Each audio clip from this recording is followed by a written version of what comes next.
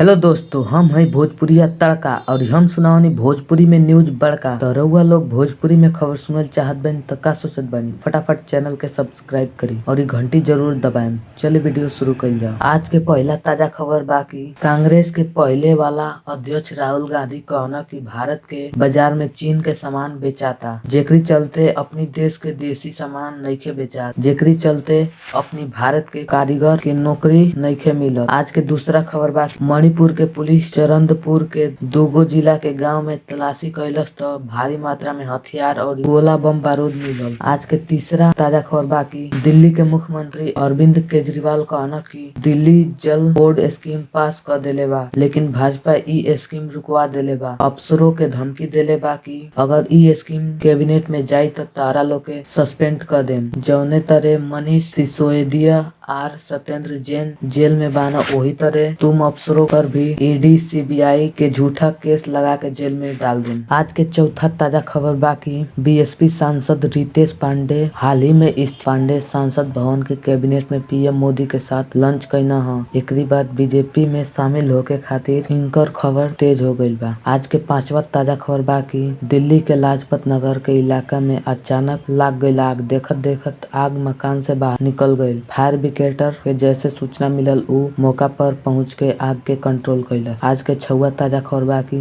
मुंबई के गोरेगांव इलाका में फिल्म सिटी गेट नंबर 2 के पास 60 फीट लंबा और 20 फीट ऊंचा दीवार गिरले के चलते 2 लोग के मौत हो गई। आज के सातवां ताजा खबर बाकी दिल्ली में किसान आंदोलन के चलते सगरो रोड जाम हो गई, जेकरी वजह से आवे जाए में बहुत परेशानी होत रहला। वही से पुलिस सिंधी और टिकरी बोर्ड के पूरा खोल देले बा। आज के 8वां ताजा खबर बाकी दिल्ली में कांग्रेस गठबंधन पर बीजेपी के विधायक रामवीर सिंह कहना कि ऐसे बीजेपी पर कौनो असर नहीं। 2019 में बीजेपी के कांग्रेस से ज्यादा वोट मिलल रहे, लेकिन ये बार तो पीएम मोदी के पक्ष में सब लोग खड़ा बा। 400 से ज्यादा सीट के साथ नरेंद्र मोदी तीसरी बार पीएम बनना है। आज के 9वां ताजा खबर बाकी यूपी पुलिस भर्ती परीक्षा रद्द, 6 महीना बाद हुई दोबारा पेपर। लखनऊ सीएम योगी आदित्यनाथ कहना कि पुलिस परीक्षा जवन रद्द भइल वो फिर से 6 महीना बाद होकर पेपर हुई। आज के 10वां ताजा खबर बाकी मिशन 370 के लेके भाजपा के बैठक शुरू हो गई। लोकसभा चुनाव में अकेले 370 सीट और एनडीए गठबंधन के सहयोगियों के साथ 400 से ज्यादा सीट जीते के रणनीति और तैयारी पर विचार मंथन के खातिर मुख्यालय में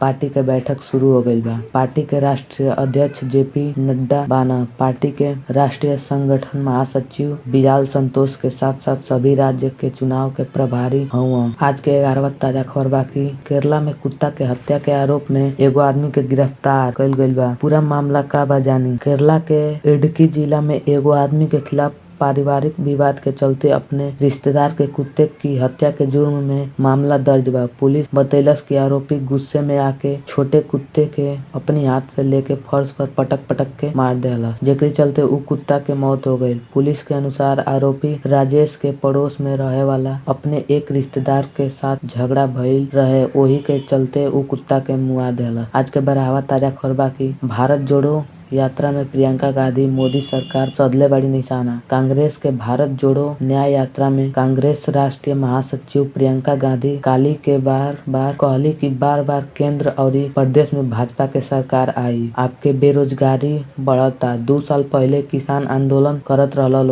और आज भी किसान आंदोलन करते बाड़े लोग, कौनो उनकर सुनवाई नहीं खे हो। जब योगी का बुलडोजर केकरी घर पर चलेला, जे 6 किसान के अपनी जीप से नीचे कुचल देले रहे, का ओकरी घरे बुलडोजर चलेला? जे सगरो औरत पर अत्याचार करला, का ओकरी घरे बुलडोजर चलेला? प्रियंका गांधी योगी जी से पूछली सवाल। तो दोस्त ई वीडियो कैसन लागल? अच्छा लागल तो एगो लाइक करी और ऐसने खबर भोजपुरी में सुनल चाहत बानी त का सोचत बानी, फटाफट चैनल के सब्सक्राइब करी। चली मिलतानी अगली वीडियो में, तब तक खातिर जय हिंद, जय श्री राम, धन्यवाद।